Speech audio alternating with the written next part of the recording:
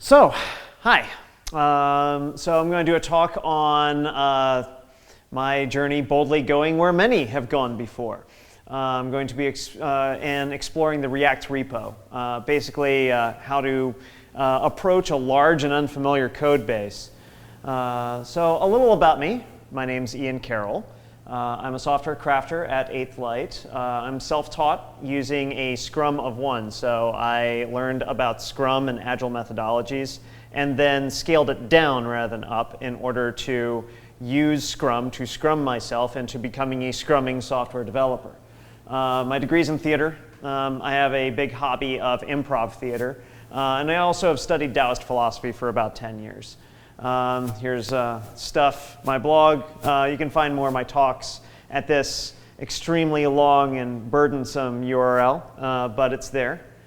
So yeah, by all means, take a picture. Cool. All right.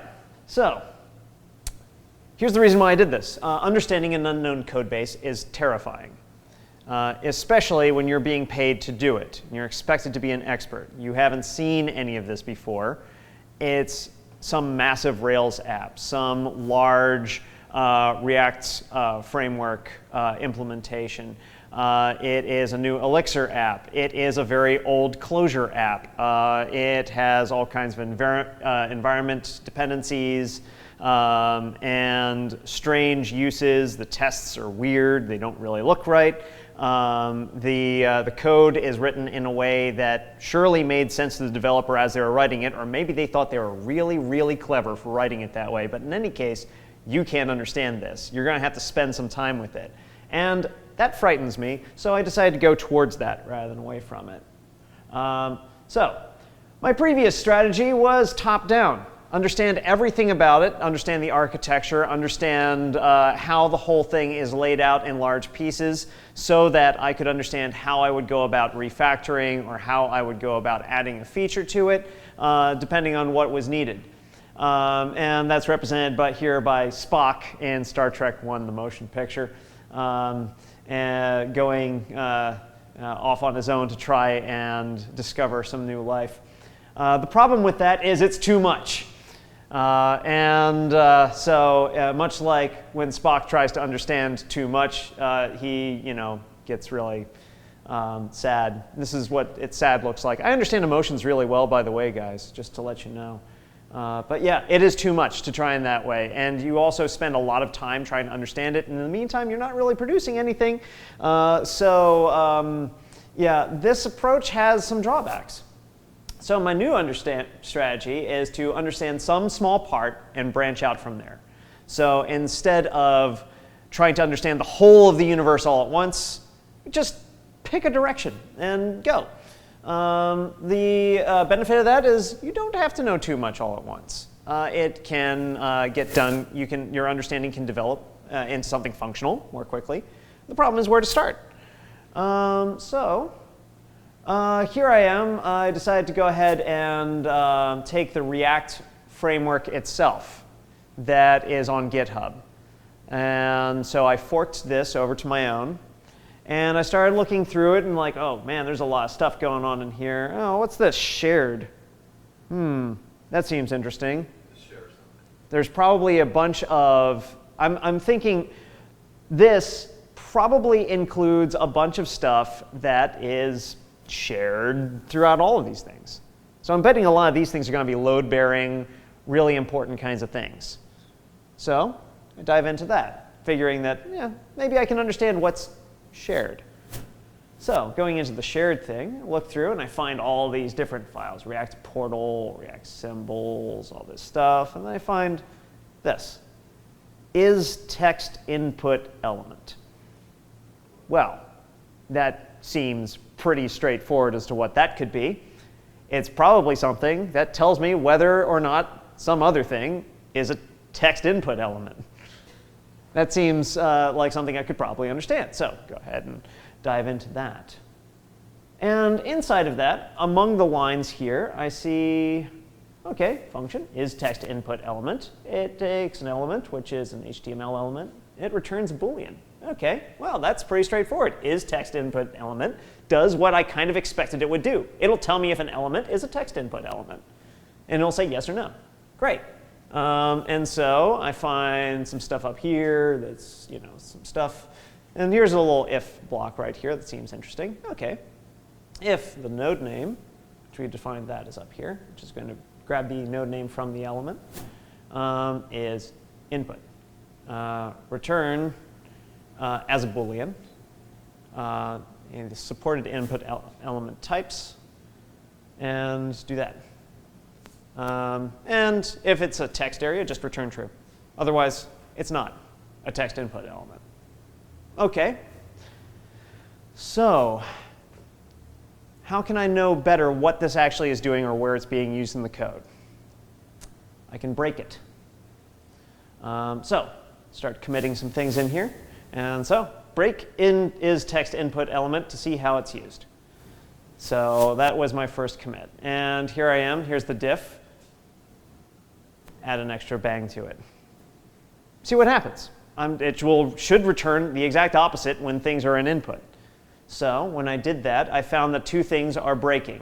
The test for the ReactDomInput, which is far away, and it's inside the ReactDom package. OK. And then the other one is also in the ReactDom package, and it's in the change event plugin. And these tests failed when I changed that and then ran the tests. OK, so that thing obviously has something to do with each of these things. So trying to figure that out, I started playing around with other ways to break this. Maybe I need to break it in a more explicit way. So instead of doing this one bang down here, let's move up just a little bit and see, what's this? We had said supported input types. OK, so there is actually this part of the supported input types, which is inside of this IsTextInputElement. It has this list of things. And I see text, true. Just comment that out. And it still breaks. It still breaks those tests. That's kind of interesting. Oh yeah, while I was doing that, then I also figured out that I don't necessarily need to just comment it out. I can also just set it to undefined. It'll do the same thing that way. So yeah. And then this is inside the change event plugin. So this is one of the two things I looked at. So I went down through here, and then I found else if IsTextInputElement target node. OK. Well, put a bang in front of that, while also having the three bangs on the other side. Test pass again. So obviously, this is where this is being used. The thing I couldn't understand is how the ReactDomInput was being used, because let's see here. This is inside of that. Yeah. The only thing I found in here was that inside a comment, focus number input synchronize on blur. Don't understand what any of that means. See change event plugin. Well, that has the dependency that I was expecting, the IsTextInputElement. I still don't understand how that's getting into this code. And I never really did find out. I couldn't really follow the breadcrumbs there. So I'm thinking now that probably what's going on, just a guess, is that the change event plugin is some sort of consumer and this is some sort of producer, or vice versa. So something happens over here and the change event plugin just picks that up and then uses IsTextInputElement to resolve whatever that particular issue is. And so when I tested the ReactDomInput, it sends something over to the change event plugin, and when that fails, the test fails. So that was kind of interesting. And looking through that ReactDomInput, I was looking through the import statements, see if I could find IsTextInputElement. Nope, not there. Neither is the change event plugin. The only place I could find it, again, was just in this one little comment in here.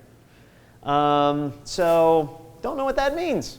If I was writing code and I was feeling like, this is a matter of clean code, I would try and do something maybe different. But maybe I just don't understand the way that this is architected. Maybe it isn't. I mean, this app is built by a team of very, very seasoned professionals. So it's if I don't understand something, it's probably because I don't understand it, not because of the fact that it's written poorly. And there is a file itself, that file. Yeah. So the file itself, you mean? Yeah, like a file from the comments. Oh, yeah. This is part of this file. Okay. And this is the react.DOM.input right here. So this is the only place that that's ever referenced. So yeah, I'm left with a bit of a mystery. How does that work? Don't really know. But it might have something to do with the idea of a producer and a consumer, or like a message being passed back and forth using something functional reactive, perhaps. Oh yeah.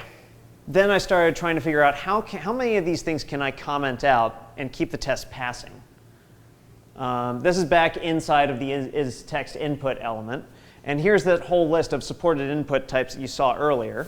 And I could comment out all of this stuff, and the whole test suite still passes. Well, I'm betting that these things are really important to React working. I'm pretty sure that if I just deleted these things and submitted a pull request and say, hey guys, guess what? I found a bunch of dead code. And they probably wouldn't think so. But if I then, but I have discovered some untested code. So in order to understand this a little better, I decided to go ahead and start writing some tests. Or at least trying to figure out what was going on. What was I looking at here? So, yeah. Oh yeah, these are the tests.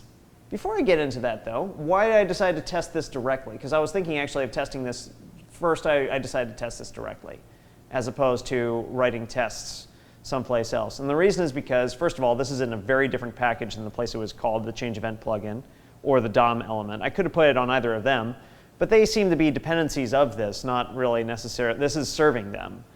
And the other thing is that diving into the Git history a little bit, I discovered that this bit of code right here that is now inside the shared folder used to be part of the change event plugin itself. It was hard-coded right into that. And it's been moved around since then, several times, since like 2016. 2014, actually, I think. And it not only got moved, it then got abstracted out of it, then got moved into the shared folder, then moved around inside the shared folder in a bunch of different ways, sort of telling me that they don't really know exactly what to do with this bit of code. They keep sort of shuffling it around over the years. And the other thing is that it isn't simply a dependency on the change event plugin. It's actually also used on another element, which is one of the reasons why I think it's a good candidate to no longer be considered an implementation detail, but actually a service that's used by several different things. If I was going to test it on just the change event plugin, if something changed on one of the other things that was working on, I need to duplicate the tests on each of the other things. But I decided not to do that. I decided instead to just test it directly. That seemed to make sense, because I could just write these very clear tests. So I'm going to describe the IsTextInputElement. It returns false if no element is passed to it. OK. The evaluation is IsTextInputElement. I'm passing it nothing. I expect that to be false. OK, cool. Then I make another one. We're going to create an element that's null. Return false for an HTML element with a falsy node name. Null is a falsy node name. Expect that to be false. Then we're going to expect it to be true for an HTML element with node name text area. So we create an HTML element, text area. We plug that into it, and we expect it to be true. And then go on like that for each of the other things that it's doing for each one of these. So not only for input elements that have type, range, number, or text, which are the three that are tested currently, but also for color, date, time, all of these, so that there is a false test if any of this disappears. So I was pretty proud of that. I made some good sense out of the code this way, and I used this test suite that I had created as documentation as to what exactly it was doing, why it was important, and what to expect and how to use it. So that's what that was all about. Cool. So I decided to go ahead at that point and decide, well, you know, I got something. Maybe this, maybe React could use this. Maybe the React team would find this useful. So I created an issue. Granted, they had two things on their issues. Is it a bug or is it a feature? Well, it's not really a bug or a feature. Hold on, let me just move this back. So it's not really a bug or a feature. It's actually, you know, code cleanliness. So, you know, it just said like, you know, what's current behavior? In the shared folder is a function called, you know, the checks if an HTML element is a text field. And if I comment all but 3 types of checks in this file, all the tests will pass. And the expected behaviors, test should fail if any of the above branching logic switches from false to true or true to false. So yeah, that seemed to make sense to me, so gave that. And then I continued to say, hey, by the way, as a spike, I wrote a test suite to cover this behavior. I tested it right on here.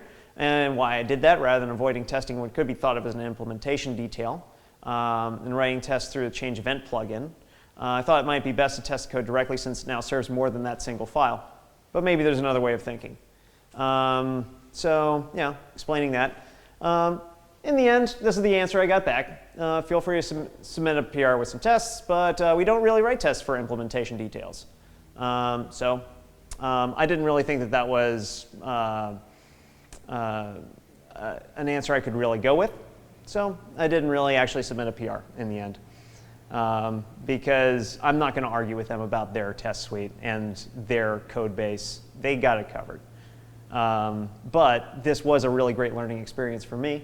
And I would say that the takeaway I get is run towards your fears, at least when it comes to software. I'm not sure if that's really a good idea if you fear getting run over by a bus and you decide to run towards that bus. But for software, yeah, definitely run towards your fears. And thank you. So yeah.